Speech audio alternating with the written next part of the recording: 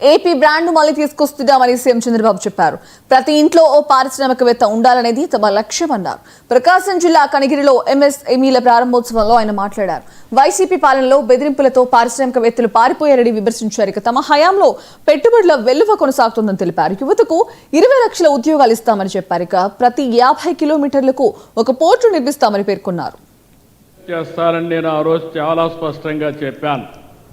అది ఇప్పటికి కూడా మీకు జ్ఞాపకం ఉంటుంది. ఇంకో పక్క పెట్టుబడులు తెచ్చి 20 లక్షల మందికి ఉద్యోగాలు ఇస్తామన్నాం. 20 లక్షల మందికి ఉద్యోగాలంటే చాలామంది అవహేళన చేశారు. ఆ దిశగా ఈరోజు మనం ముందుకు పోయే పరిస్థితికి వచ్చింది. గత పాలకుల విధ్వంస విధానాలతో పరిశ్రమలు మూతబడ్డాయి. పారిశ్రామికవేత్తలు పారిపోయారు.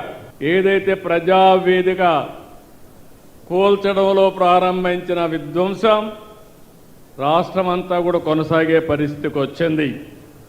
దాంతో ఈరోజు ఆదాయ వనరులు లేకుండా రాష్ట్రం అన్ని విధాల సంక్షోభంలో చిక్కుకుపోయింది. ఈరోజు మీరు చూస్తే నాకు అనుభవం ఉంది.